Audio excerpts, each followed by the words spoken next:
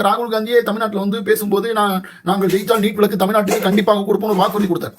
அதை வச்சு தான் அந்த ரகசியம் மூலமா நம்ம ஜெயிச்சிடலாம் நாங்கள் நினைச்சோம். 2017 அனிதா அவர்களோட இறப்போடு சேர்த்து 2 பேர் இறந்தாங்க நீட்டுக்காக. அதுக்கப்புறம் 2018 0 இறப்பு மிஸ்டர் அப்துல் நீட்டுக்காக. 2019 0 இறப்பு அப்துல் மிஸ்டர் அப்துல் 0 இறப்பு நீட்டுக்காக. 2020 கோவிட், அதனால அதோட இறப்பு டீடைல் இப்ப இருக்கு எனக்கு இல்ல. மேபி இறப்பு இருக்கலாம் இல்லாமே இருக்கலாம். அதோட டீடைல் எனக்கு இன்னும் சரியா கிடைக்காத பட்சத்துல நான் அந்த டீடைல் சொல்ல முடியாது. ஆனா 2021 உங்க செங்கலை தூக்கிட்டு வந்த அந்த தற்குறியோட பேச்சை கேட்டு நம்பி இருந்த மாணவர்கள் 3 பேர் தற்கொலை பண்ணிக்கிட்டாங்க மிஸ்டர் அப்துல். மாணவர்களே, பெற்றோர்களே, கவலைப்படாதீங்க, எந்த தவறான முடிவு எடுத்துறாதீங்க. திமுக ஆட்சிக்கு வந்தவங்க முதல் வேலை தமிழகத்திலிருந்து நீட் தேர்வு ரத்து செய்யப்படும். ஆகஸ்ட் மாசம் நடக்க வேண்டிய நீட் எக்ஸாம் போஸ்ட்போன் ஆகி செப்டம்பர் மாசம் நடந்துச்சு. சேலத்தை சேர்ந்த தம்பி தனுஷ் செப்டம்பர் 12 இறந்தாரு.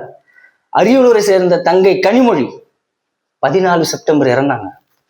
சௌந்தர்யா வேலூரை சேர்ந்த தங்கை 15 செப்டம்பர் இறந்தாங்க.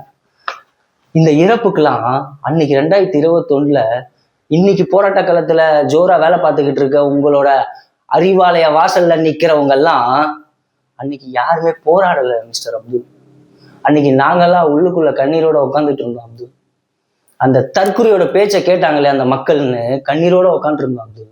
மிஸ்டர் அப்துல், நீங்க இப்போ விஜய் சாரை குழந்தைங்களை பூஸ்ட் பண்ணி ஆட்சிக்கு வந்துட்டாருன்னு சொல்றீங்க இல்லையா? மிஸ்டர் உதயநிதி பண்ணது என்ன மிஸ்டர் அப்துல்? என்ன அன்னைக்கு இருந்த குழந்தைங்க மனசுல எல்லாம் ஆசை விதைச்சாருல்ல? ஆட்சிக்கு வந்த உடனே நீட் தேர்வு ரத்துன்னு சொல்லும் போது எத்தனை மாணவர்கள் உதயண்ணா ஆட்சிக்கு வந்த உடனே நீட்டு போயிடும், உதய் மாமா ஆட்சிக்கு வந்த உடனே நீட்டு போயிடும், உதய் மாமா ஆட்சிக்கு வந்த உடனே நீட்டை விலக்கு கொடுத்துருவாரு, நம்ம டாக்டர் ஆயிடுவோம், எத்தனை மாணவர்களோட மனசுல அந்த ஆசையை விதைச்சாரு மிஸ்டர் அப்துல் அந்த செங்கலை தூக்கிட்டு வந்த அந்த தற்குறி. சொல்லுங்க மிஸ்டர் அப்துல், இது சிரிச்சு கிடக்கிற விஷயமா? அந்த சொல்லாடலுக்கான அர்த்தம் நீங்க கொடுத்த விளக்கமா? ஈஸியா பேசுறீங்க. இப்போ நாங்க ஐசியூல இருந்த காங்கிரஸை தூக்கிட்டு வரலாம்னு நினைச்சோம் அப்படின்னு. உங்களால முடியாதுன்னு தெரிஞ்சது இல்லை மிஸ்டர் அப்துல். அந்த குழந்தைங்க மனசுல ஆசை வளர்க்காம இருந்திருக்கலாம்ல? அந்த 3 குழந்தைங்க இறக்காம இருந்திருப்பாங்கல்ல? அனிதா இறப்புக்கு போராடின கூட்டம் யாருமே அந்த 3 குழந்தைங்க இறப்புக்கு வரல அப்துல். இப்ப நான் சொல்றதே பல பேருக்கு அந்த நேரத்துல செய்தியா கூட கடத்தல அப்துல். அப்படி ஒரு சர்வாதிகார ஆட்சி காலம் தான் உங்களோட முத்துவேல் கருணாநிதி ஸ்டாலின் அவர்களோட ஆட்சி காலம். செய்தியில என்ன வரணும் என்ன வரக்கூடாதுன்னு தெளிவா வச்சிருந்த ஆட்சி காலம் மிஸ்டர் அப்துல்.